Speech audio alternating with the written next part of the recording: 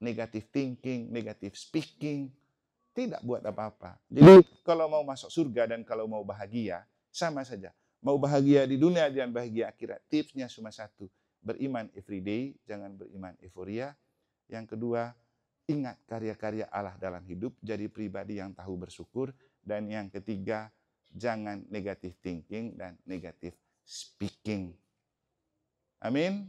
Tuhan bersamamu dan bersama rohmu. Inilah Injil suci menurut Markus.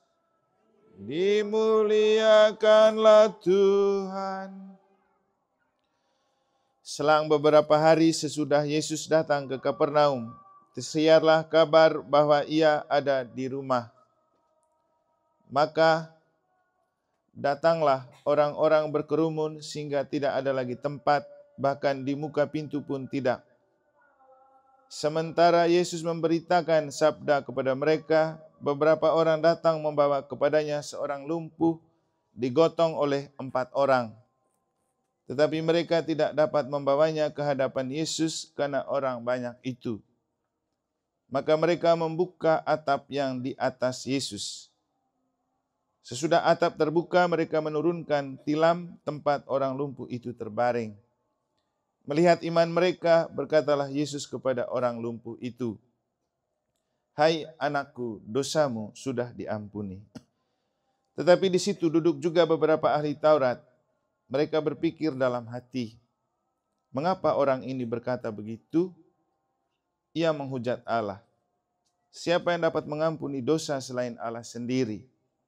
Tetapi Yesus langsung tahu dalam hatinya bahwa mereka berpikir demikian. Maka ia berkata kepada mereka, "Mengapa kamu berpikir begitu dalam hatimu? Manakah lebih mudah mengatakan kepada orang lumpuh itu, dosamu sudah diampuni, atau mengatakan, bangunlah, angkatlah tilammu dan berjalanlah? Tetapi supaya kamu tahu bahwa di dunia ini anak manusia berkuasa mengampuni dosa." Lalu berkatalah Yesus kepada orang lumpuh itu, "Kepadamu kukatakan, bangunlah, angkatlah tempat tidurmu, dan pulanglah ke rumahmu." Dan orang itu pun bangun, segera mengangkat tempat tidurnya, dan pergi keluar di hadapan orang-orang itu. Mereka semua takjub lalu memuliakan Allah, katanya, "Yang seperti ini belum pernah kita lihat." Demikianlah sabda Tuhan.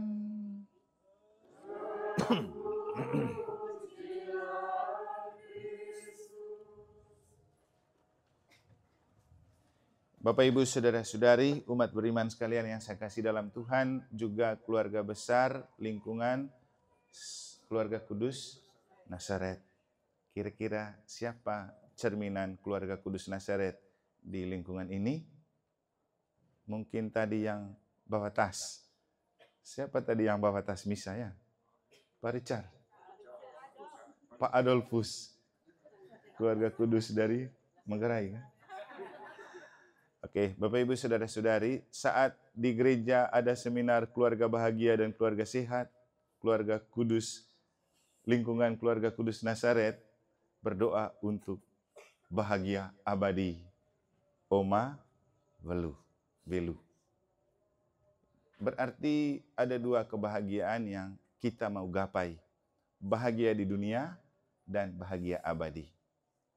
Di gereja tadi sudah saya sampaikan, sebenarnya kalau mau bahagia, bukan hanya keluarga, tapi kalau mau jadi pribadi bahagia itu sangat sederhana tipsnya. Ada yang ikut misa di gereja tadi kah? Oh ada. Apa tadi Bu ya? Kalau mau bahagia. Dia semangat karena dia bilang ikut misa di gereja. Tapi saya tanya sekarang, apa tadi kalau mau bahagia? Hah? Misa. Nah, terus apa lagi tadi?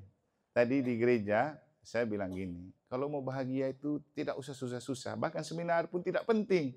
Karena kalau mau bahagia tergantung diri kita. Yang paling penting itu beriman everyday, bukan beriman euforia. Everyday artinya setiap hari kita beriman dan setiap hari kita menunjukkan iman itu. Euforia itu tunggu event-event besar dan hebat baru muncul. Kalau sudah itu hilang lagi. Kan ada begitu tipenya umat kita kan. Tunggu hari raya dan acara besar baru ada. Makanya tadi saya bilang, jangan sampai ada yang karena seminar dengan Romo Eko baru kelihatan muncul di gereja. Setelah itu nanti hilang lagi. Itu namanya iman euforia. Yang penting itu seperti Pak Leksi bilang, misa. Itu setiap hari, every day. Iman yang oleh Paus Fransiskus bilang, bukan part time, tapi 1 kali 24 jam. Nah, kalau mau bahagia, ya itu kuncinya. Karena apalagi di misa selalu kita diberikan kebahagiaan oleh Allah melalui sabda Allah, melalui tubuh Kristus yang kita terima. Nanti kan kita terima lagi, berbahagialah saudara yang diundang ke perjamuan anak domba. Dan kita datang dalam misa untuk kita bahagia, karena dunia tidak bisa memberikan kita bahagia. Dan istimewanya kita orang Katolik, kita misa bukan hanya untuk kita yang bahagia, tapi untuk bahagia abadi mereka yang sudah meninggal seperti yang kita lakukan sekarang. Jadi bahagia kini dan kelak hanya bisa dilakukan kalau kita beriman everyday, bukan euforia. Nah, Bapak Ibu Saudara-saudari,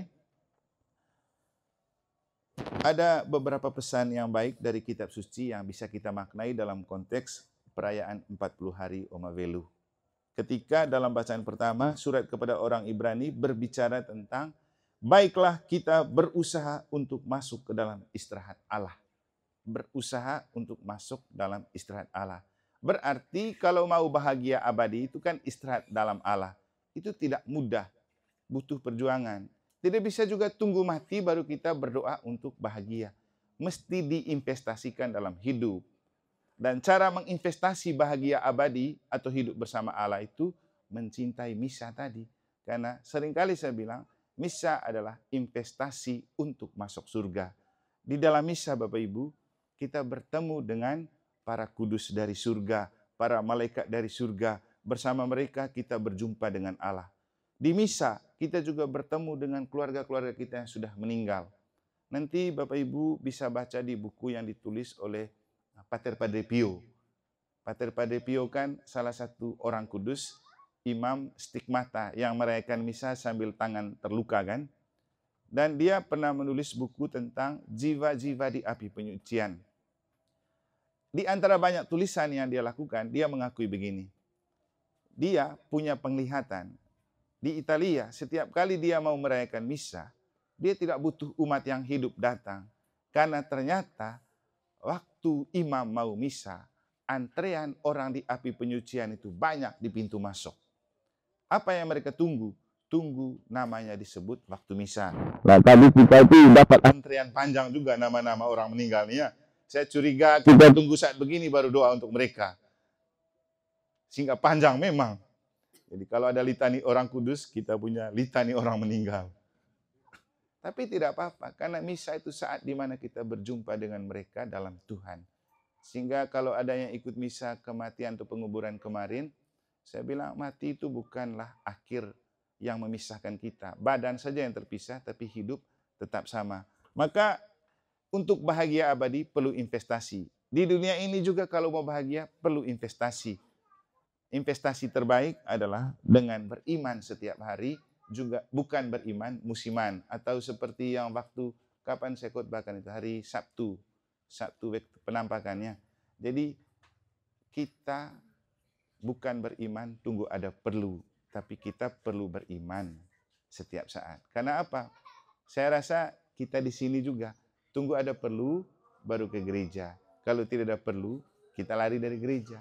Nanti tunggu baptis, baru ke gereja. Setelah baptis, hilang lagi. Pas mau nikah, baru datang lagi. Setelah nikah, hilang lagi. Tunggu sakit, minta minyak suci dan mau mati, baru muncul lagi. Nah, itu namanya iman. Iman perlu, tunggu ada perlu. Sampai saya cerita hari Sabtu itu kan, ada yang lupa kalau dia ternyata orang Katolik. Setelah dia dibaptis, lupa komuni. Pas mau datang minta nikah, baru dia lupa belum komuni. Seperti itu. Kenapa? Tidak memaknai iman setiap hari. Jadi Bapak Ibu, kalau mau istirahat dalam Allah atau istirahat abadi, jangan lupa menginvestasinya dengan mencintai iman, hidup dalam iman, dan kalau kita betul iman Katolik, maka misa adalah pilihan yang utama. Jadi jangan lupa sesekali misa harian. Kira-kira gitu ya Pak Adol, yang bawa tas saya tadi. Itu tas misa. Sengaja saya suruh dia bawa, siapa tahu dengan itu roh menjadi prodiakon bisa mulai tertanam. Setuju kan umat lingkungan? Oh, setuju, pendukung banyak itu. Saya pernah bilang dia, Bapak Adol, sambil ngobrol sama Pak Noris, coba jadi prodiakon kali berikutnya. Tidak bisa saya ngomong itu, dia bilang. Saya bilang, kenapa tidak bisa? Tidak ada yang mustahil bagi Tuhan. Terus dia bilang, jangan hanya perokok saja, perlu jadi prodiakon. Terus dia bilang apa? Romo, lebih baik saya jadi perokok daripada apa? Provokator, ya. Gitu dia bilang. Bukan lebih baik saya jadi perokok daripada jadi provokator. Benar juga ya. Gereja Mataram itu tidak bisa hidup dan berkembang dengan baik kalau banyak provokator juga di dalamnya ya. Lebih baik sudahlah biar jadi perokok. Sabar dulu jadi prodiakon, asal jangan jadi provokator ya. Itu jadi Bapak Ibu, menginvestasi surga itu perlu sejak kita masih hidup. Dan selain menghidupkan iman setiap hari, ada tips baik dari referen bacaan tadi. Apa itu referennya tadi, Ibu ya? Ibu yang baca tadi ingat nggak referen tadi? Baru cari di buku lagi.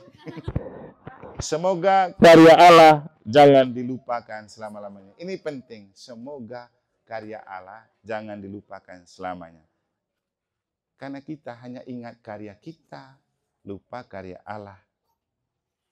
Ada lagi umat yang gini, ingat karya bapaknya dulu di gereja.